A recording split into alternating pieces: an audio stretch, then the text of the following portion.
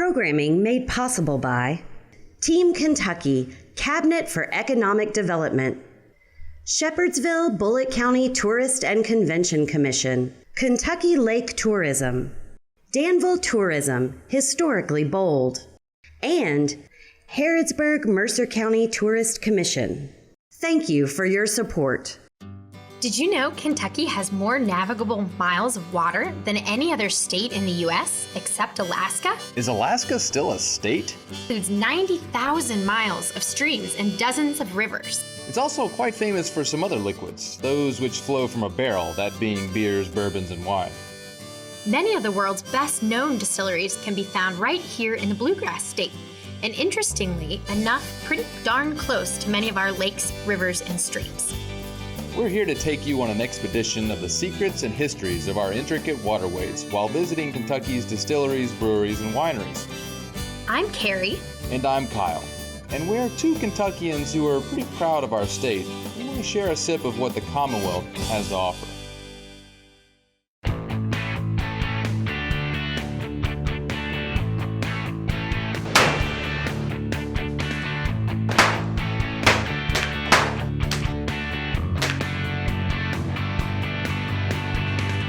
A lot of fun. How much fun was that? That was a lot of fun. How much fun was that? Oh, right. Yeah. So, you know, we're in Bullitt County. So what better way to start off than shooting some bullets? Bullets in Bullitt County. I love it. It's so much fun. And I'll tell you, the people here are all professional, super safe. Follow the rules, stay behind the yellow line, your ear protection, your eye protection. I mean, it is all about being safe with this. These are not toys, but this is so much fun. I feel like a kid. Yeah, that was super fun. And you know what? I think I might be a better shot than you, Kyle. Maybe. Yeah. It's possible. Our targets are coming, so we can see. Oh, there's yeah, mine. Look that's at probably that. mine, I think. I think that was probably mine. No. Sure. No, here comes yours, Kyle. That's somebody. So I was shooting high into the left. See, I kind of knew that's what was going on. Oh, hey, look, there's something on the back of this. What the heck is this? Got bullet holes in it. Yeah, can you read that? Okay, it's one of those riddles. Yay! Bullitt County version. It says, you can take a long lick in an old tub to find this German immigrant's legacy. But you can't try his medicine. I don't know. Any idea what that means? Old tub, long licks, medicine, German. Aren't you kind of German? You should know this. Probably I right am. off the top. And you know, I am going to go visit Bernheim Forest today to learn about the watershed, so maybe someone there will know. Bernheim Forest. Well, while you're doing that, it just so happens I'm going to go meet up with our good friend, Mr. Brent Elliott, the Master Distiller Four Roses. Check out the rick houses and do a barrel tasting. Ooh. And then I think we're just going to do a quick little jaunt around four wineries in Bullitt County, because you know what Bullitt County is? It's all about wine and whiskey. You mentioned Bernheim. I'm pretty sure that near there, or even just really close, Jim Beam's Distillery is there. And they have a new restaurant. Do they? That sounds delicious. Maybe worth checking out from what I hear. You want to meet up there? That sounds like a great plan. All right, Kyle, let's head out. Have fun with the trees. I'm going to go drink some wine.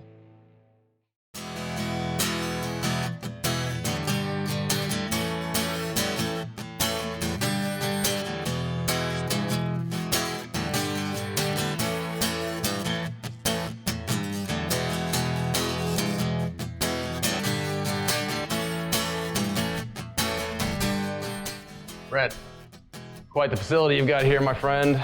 Lots of good stuff. Good to see you again. Glad you could make it. Good to see you. Oh yeah, I wouldn't miss it. Wow, what is going on in here? I mean, tell me a little bit about this. You guys are a little unique. I can drive around the wonderful state of Kentucky and you'll see these giant barn-looking places. And when I say giant, I mean giant, some 5 stories tall. They're storing barrels of bourbon, just like we are here, but this is just a single level. Tell me about this. Yeah, it's very unique to Four Roses, but the idea is to minimize that height, so you minimize the temperature variation from bottom to top. Right, because there is a variation, right? I mean, it's significant. Yes, heat rises, so of course the top tiers, the higher you go, the hotter it's going to be, and the more of that variance there's going to be from the bottom to the top.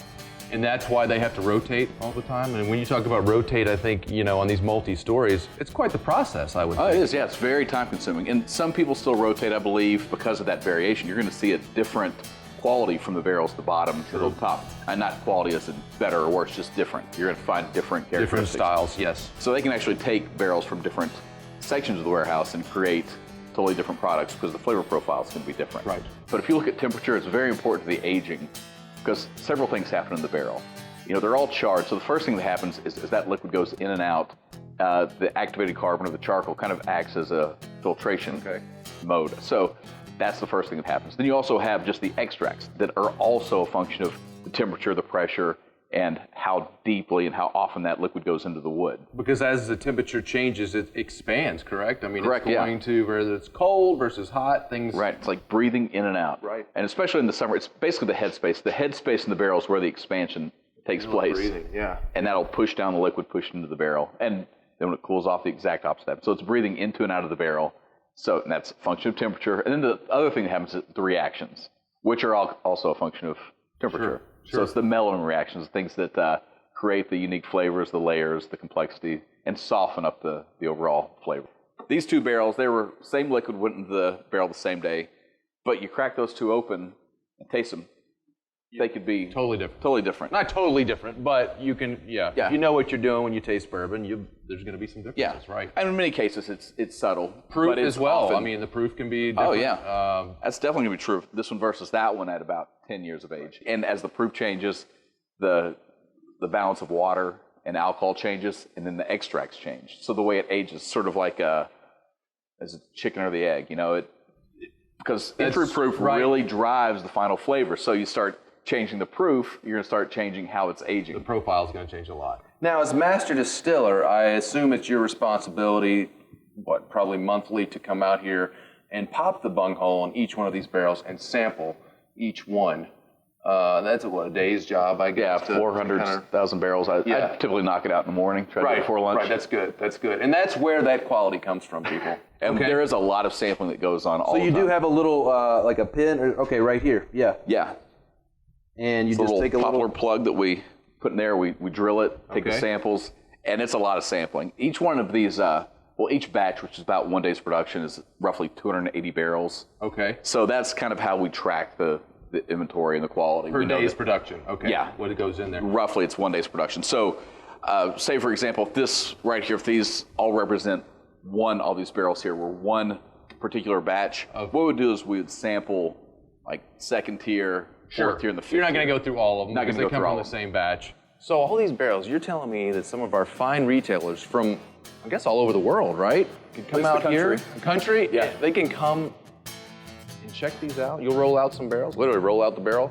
Literally, yes. You want to go check it out? Of course I do. Let's go. Let's go.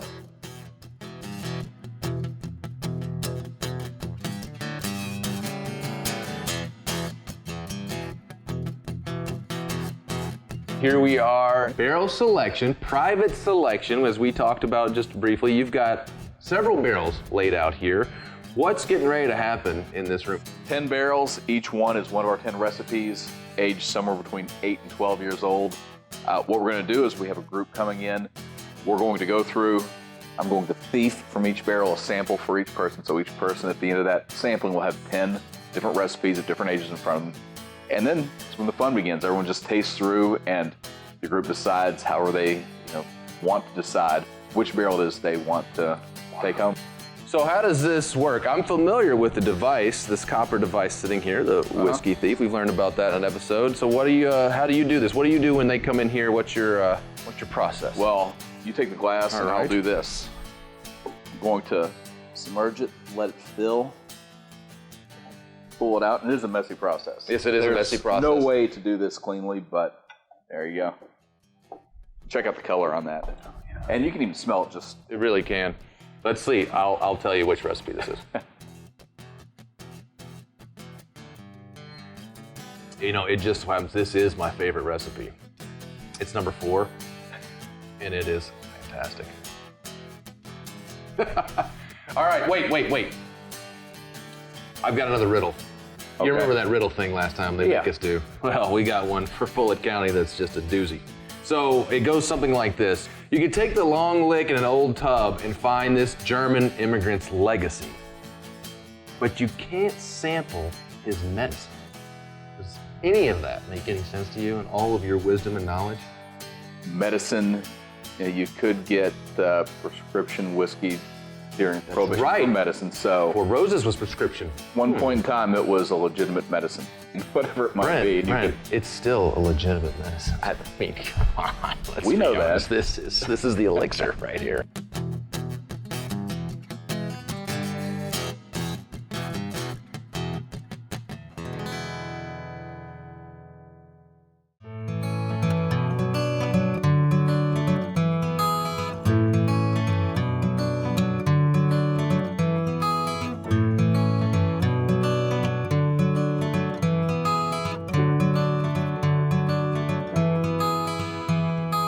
Well, Amy, Bernheim is absolutely gorgeous. Thank you for inviting me out today. Will you tell me a little bit about the history of Bernheim? Sure. So we were founded in 1929 by a German immigrant named Isaac Wolf Bernheim, who came over from Germany, kind of was a peddler all up and down the East Coast, and then found his way to Kentucky, made his fortune in the bourbon industry, and then wanted to thank the people of Kentucky for the kindness he was shown in helping him achieve the American dream. And so he bought about 12,000 acres of land in 1929 and to give back to the state of Kentucky. And now here we are, a few thousand acres bigger, but we're still here, honoring his vision to have a place of respite for all people. Wow. Tell me a little bit about what goes on. You have so many different things in this park. We do. We have a big part of that park that's for visitors. So they hike, they bike, we have fishing sections. They come out for many educational programs. They can enjoy art and nature. You see some of our sculptures right behind us. So we have art scattered throughout the park. And then we have a part of the park that's not really open to visitors that we do research projects in, and we save it just as conservation land and protect our clean air, clean water for all of the surrounding community. So we are just about 25 minutes south of Louisville. Our entrance is in Bullitt County, but our property actually is in Bullitt and Nelson counties. It's a really lovely natural oasis next to a big city. It's really easy to get to, and there's so many different things to do here. I understand you have 40 miles of hiking trails? We do. We have 40 miles of hiking trails, and they range in difficulty and in length, so you can hike a quarter of a mile all the way up to our 13-mile Millennium Trail. So there's a little something for everybody here. That's a long hike. I don't think I'll do that one today. Some other time. Well, tell me a little bit about the art and nature program here. That's one of the things that makes Bernheim so special and so unique, is you have these beautiful pieces of artwork, large, small. We do. Tell me about that. So our arts and nature program, Isaac Wolf Bernheim envisioned a rich art program here. So we continue to do that to this day. We have an artist in residence program that's 42 years old. It was established in 1980. So we continue to collect these artists from all over the world, really, and we keep their pieces on site when it's possible. So we have art kind of scattered throughout. So it's a lovely surprise when you're out hiking here to kind of stumble upon a piece of art. They are certainly beautiful pieces. They're surprising, like you said, when you're walking. You expect to see the plants and the trees, and then you come across this lovely giant. Can you tell me about her? Sure. So this is one of 3 forest giants in a giant forest we have on site. This is Mama Lou Marie. Okay. They were created by an artist named Thomas Dambo, who is a Danish artist. So his studio's in Copenhagen, and we kind of discovered his pieces that had been hidden in other places. We did not have a lot in the United States at the time, so we commissioned him to come here, and he built these 3 magical creatures. So we have a mom and 2 children, and they're kind of about 2 miles apart from each other in the park. They are all built out of recycled and repurposed wood. So, and most of it really honors Kentucky tradition. So we have bourbon barrel staves that you can see on Mama's dress. There is some ash wood from the cores of Louisville slugger bats. And then we also have recycled pallet wood from a factory in Shepherdsville that was reused. And then their structures are created out of fallen trees. So we really, really tried to honor the local landscape, and also we just really wanted to show the importance of repurposing, recycling, and get people to appreciate, what they can do to give something a second, third, fourth life. That's so creative. I would never think of that. Yeah. All those different components to it. As much as I love trees, Amy, I'm really into water too. And I understand you've got a lot of water here. We do. We have 4 lakes, and then we also protect the headwaters of 13 streams. So we have water everywhere here. You see Lake Nevin when you first arrive, and you can fish on Lake Nevin. And then throughout several different trails, you can also do lots of creek crossings. And one of my favorite trails is the Rock Run Trail. It is also a visitor favorite. You get Rock Run Creek that goes right through the middle of it, and a lot of limestone all around it. It's a really beautiful trail, so I highly recommend that you visit there as well. That sounds like a great idea. I'm going to go head up there. Great. Thanks.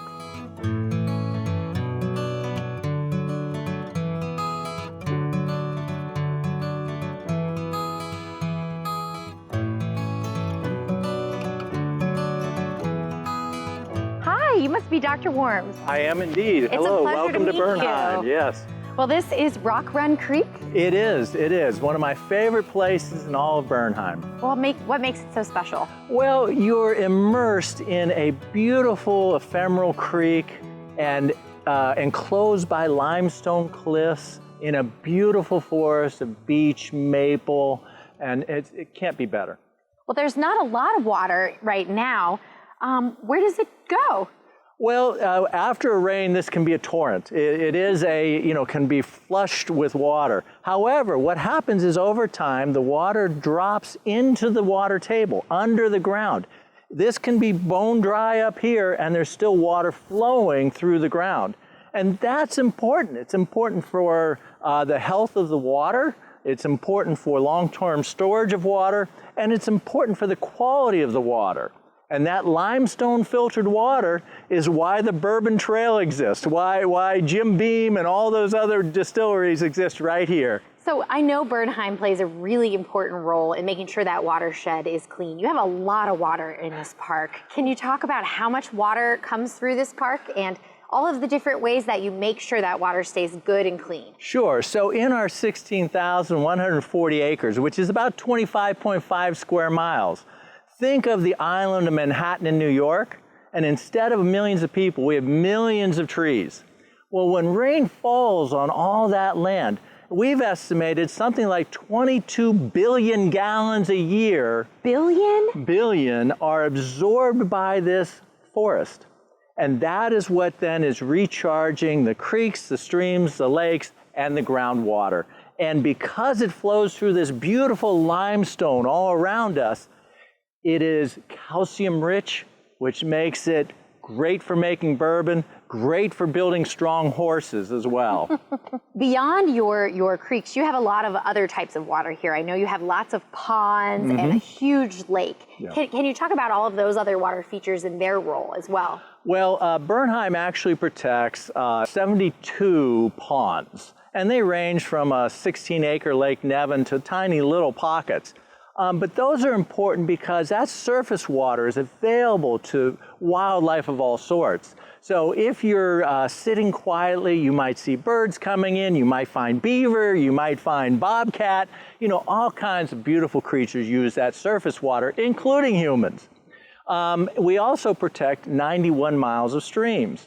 And again, those streams act as corridors for life. Well, I don't think there is anywhere better to be on a hot day like today than down here in this creek bed. One of my favorite things to do as a kid was to walk in the creek, and I don't think I've outgrown it. Let's go. Awesome. Looks great. Let's go.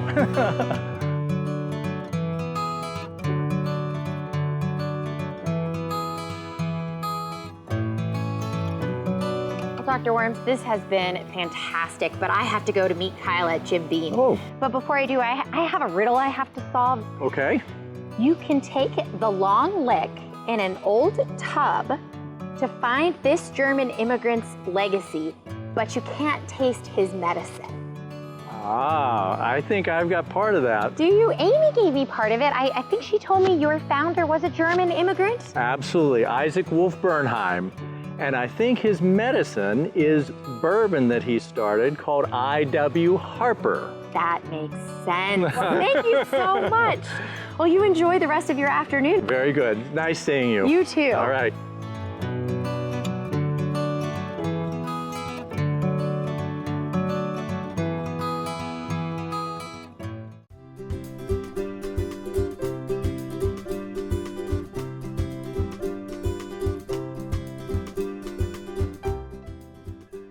Forest Edge Winery. First stop on the gauntlet in Bullitt County. Oh, and you read my mind. This is, I'm gonna toast before because I may forget by the end. This is run and gun, tasting, trying, and you know what? I heard you all had so many types of wine that it's just, in fact, I can't even believe it. How many types of wine do you have here at Forest Edge? Roughly 25. 25. And you have it in cans too. We have it in cans. Some pretty unique ones in cans. Hop Vino, Wine O Colada. We've got some Kentucky Cab Franc here, bluegrass blend, of course, sweet white wine. And you've got a Forest Fire wine. I do. Add a Thai chili pepper to it and it lights up your life. I gotta try that. And Java Vino. Bullitt County is wine and whiskey all over. And how did you, I mean, it really is something to have this many types available. Tell me about the fun and why you all have experimented and tried all of these. I really love the R&D. I like coming up with crazy stuff because wine can be very fun. Now, when it comes to the white and red vinifera's, I'm a purist. I like to make them the way they're supposed to be made, but wine can be fun. When you start getting into sweet wines and flavored fruit wines, you can make cocktails out of them. You can do a lot of stuff. We make wine slushies. So wine can be a lot of fun, and if you take it with that in mind, then you can make some really fun, great wines. The first stop on the gauntlet, and already We'll try to set the bar. there's enough here where I don't need to go to the other three, but I will. We'll do it, and it'll be great. And oh, by the way, so before I leave and drink all these wines in the next 30 or 40 seconds, we've got a riddle I need some help with about Bullitt County. Here it is, okay. You can take the long lick in an old tub to find this German immigrant's legacy, but you can't sample his medicine. Any idea what that is, what that means, who that is? I don't know. I think there might be a hint in the name of my winery. Yeah, whatever, then tell me. Kyle, before you go, let's give you a sample. And yes, sweet if you can't handle it, here's a slushie to kill the burn. Oh, is this a wine slushie? That's a wine slushie. That's sangria wine slushie. Oh, this is the place I need to. We don't need to go any other wineries. We stay here. We can sleep here. Oh, you can smell the pepper. It's going to be sweet up front. Then it'll start to build. Oh, wow. As soon as it hit my throat, it's got, oh man, that is really cool. You gotta come and try the Forest Fire. Oh boy, I love it.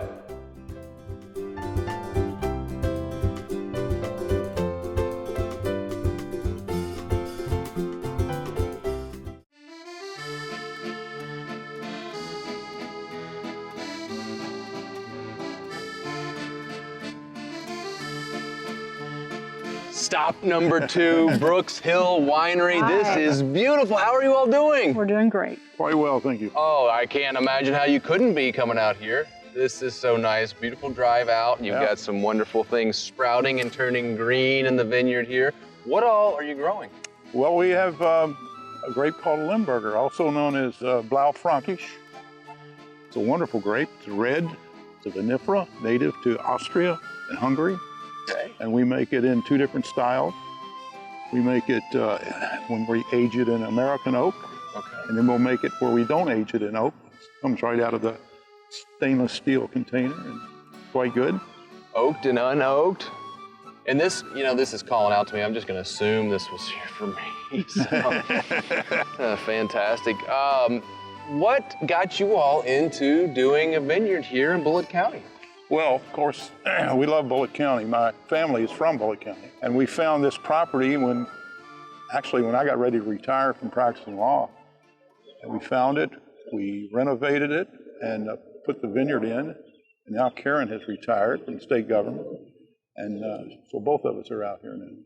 Tell me about what's unique. What kind of varieties do you have? Obviously, that grape is a unique in itself, I believe. It is. But Very unique grape. what all are you all putting in the bottle? It's all done one at a time. That's probably our real uniqueness. Okay. Is we don't have any big machinery. We don't have a bottling line that you just send it through. It's all one at a time. All the grapes are picked one bunch at a time. When they come out, when it comes out ready to bottle, it's filled up one bottle at a time, corked one bottle at a time. All labeled. handmade, Yes. family run. Everything. I bet if you took your shoes and socks off, your feet would be purple. Am I right? Oh, yeah. Okay. What's the most fun about creating these blends? I think one of the things that we enjoy most is giving it names.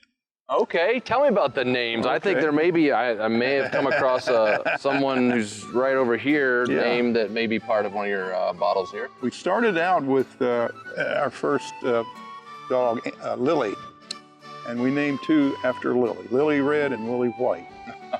And then Annie came along, and she now has Annie's Autumn Apple. Annie, you like the apples? You into the apples? Huh? What do you think? She does eat apples. Yeah, see, there you go. Yeah. And after our granddaughters, we've named a couple. So we enjoy doing that. I would think naming it and tasting it. Oh, yeah. Well, this is wonderful. We will go check out the inside of the tasting room. Please do. You all are. This is beautiful out here. Thank you. And let's check out the inside. Yep. Come on, Annie.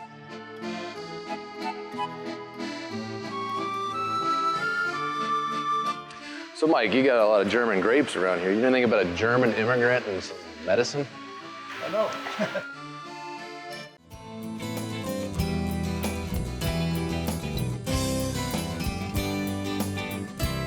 After sampling some Four Roses bourbon, visiting 2 wineries, and spending a day at Bernheim Forest, we packed so much into Bullitt County that we're gonna have to spend the night. Tune into the second half of Downstream in Bullitt County, where we'll visit 2 more wineries, paddle the Salt River, and stop in at James B. Beam to sample food and drinks.